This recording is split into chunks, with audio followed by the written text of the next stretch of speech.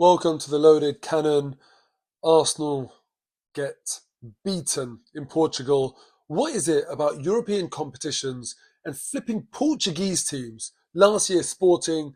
This year, at half time, it's not looking good against Porto. And a really, really disappointing game. It's just, I think a lot of Arsenal fans felt confident the way that we're playing, coming up against Porto, which, let's face it, a really good team. And I think you have to respect sometimes that when you go away in Europe, the team that you're playing is not used to losing at home. So you might look at them and say, oh, well, what players do they have? Or, are they really, really one of Europe's best clubs? But it's just force of habit. They're in their stadium, they're in front of their fans, they don't lose. And I think in the commentary in this game, it was mentioned that they've only lost twice there all season. I think, in fact, Declan Rice mentioned it in his post-match interview. So when Porto go out on that pitch, they're not used to using. They don't care that Arsenal are coming to town. It's for us to really say to them, it's going to be different today. We know that you don't lose, but today's going to be different because it's a different level of opposition. But you know what? I felt like Porto were very, very well prepared for us. They clearly done their homework.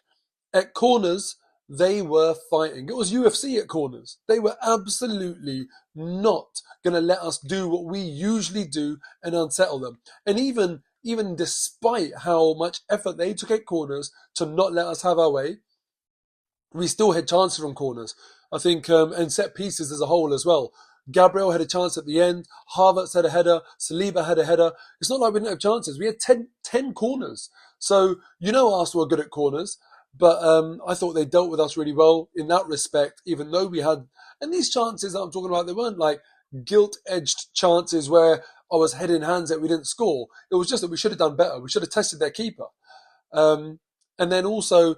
the other area that anyone that watches Arsenal knows, how do we get through games? How do we win games? Set pieces are one of them, but Bukayo Saka and Gabriel Martinelli is another. When they get service on the wings and are able to take people on and moving around their markers, then that gets us a lot of joy. And a big part of that is Martin Odegaard. If he gets between the lines and Saka and Martinelli get the ball at the right time and get enough of the ball, then yeah, we'll punish teams. And Porto just had that unlock. They were really, really good. I feel like man for man, Saka and Martinelli, they lost out on their battles today. Martin Odegaard did not get in between the lines anywhere near as enough. He needs to be getting that ball in that dangerous pocket, pulling the other team out of shape a little bit, and allowing the wingers to play off of him, allowing other players to sort of make runs in and around him. And that just didn't happen today. Not a single shot on target. That was so disappointing for Arsenal. And you know what? I'm glad Mikel Arteta was honest at the end of the game when he was asked what went wrong today. He said no threat. And that was absolutely it. We had zero threat. In the 90 minutes, you've got to expect Saka and Martinelli to do a little bit more than what they did, to have one sort of moment. But, as the game went on, I just thought to myself, what's the plan here in attack? I just didn't see it. And the thing I think that frustrates me a bit out today is that when you look at what we did, you could see with your naked eye, this isn't really working. I don't see where the goal is coming from. We're not testing their keeper. So what does the manager do about it? He takes Trossard off for Jorginho. Explain that to me. I mean, it's like at that point we decided that we're just going to try and take the draw. And Jorginho came on. He wasn't very good either. Usually he's very, very tidy with his passing. He wasn't very good. Declan Rice, I thought, he's always good. But, we have to admit that he should have got out to the Porto player for the goal a lot sooner. And he didn't do that. So that was really, really disappointing. And, I mean, look, what a strike it was from Galeno. Let's admit that. But, number one, Declan Rice should have pressed him a little bit more. It was like we were... I just wonder if that was sort of like the 70th minute of the game. He probably does. Because it's the 93rd minute of the game. He's probably overly cautious in a way. And yeah, it just cost us. It gave him the time and space. But David Raya... it's unfortunate for David Raya because now he'll come under scrutiny, and rightly so, for that goal. But prior to that, as the 90 minutes ticked over and I looked at David Raya and I thought to myself, do you know what? I will mention that he's dealt with every single thing that's come to him in this game exactly how we would have needed. Like, it was very, very tidy, read everything, caught everything, dealt with everything, handled everything. And I thought, do you know what? Fair to call that out. Nothing spectacular, but, did everything well. And then that. And do you know what?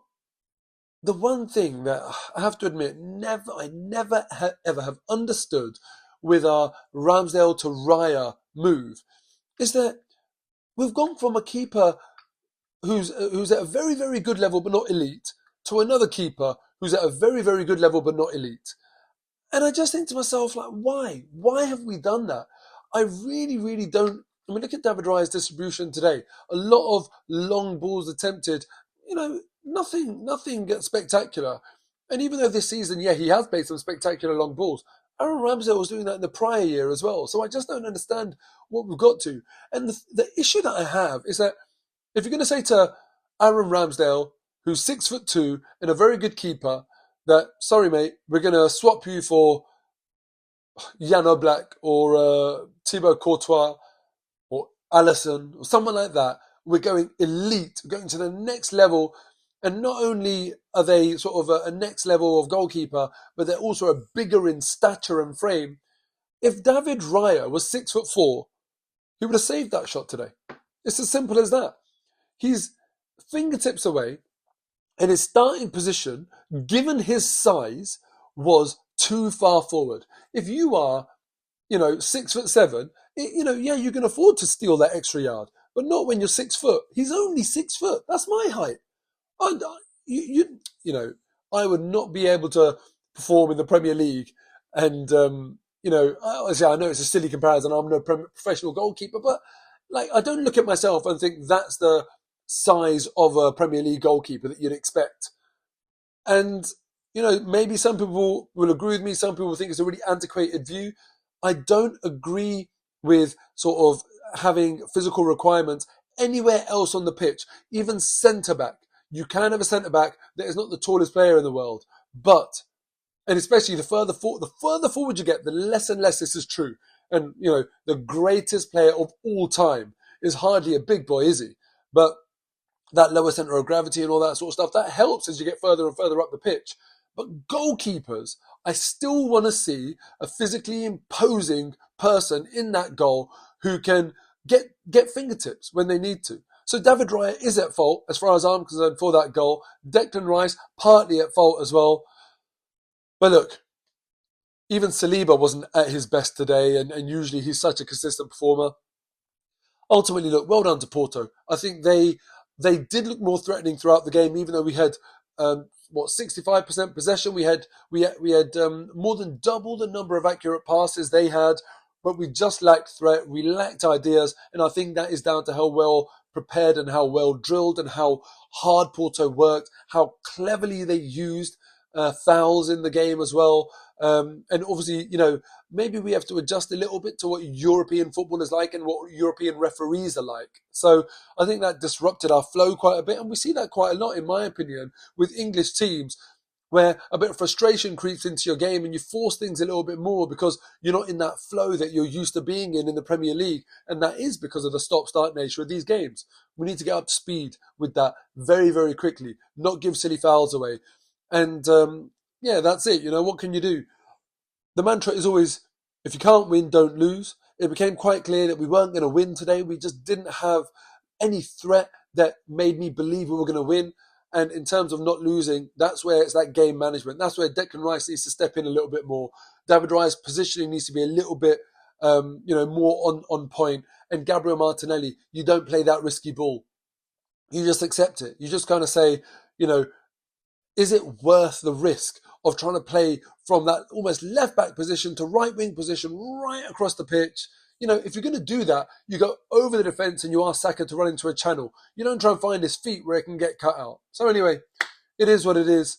I still believe that this team can go and beat Porto and get through, but it just means now that Porto are going to play counter-attacking football and they are just going to have a very, very low block. It's going to be a frustrating game. Even this game, there wasn't enough bravery in the game from both teams. It was such a closed game. It was like a Champions League final in a way. And it's going to be even worse now in the return leg. Anyway, plenty of football to play between now and then, and hopefully this result doesn't sort of knock off of our really, really fluent stride in the Premier League, where we're absolutely flying right now. Keep believing in the boys. Smash a like button on this video. I'll see you next time. Take care.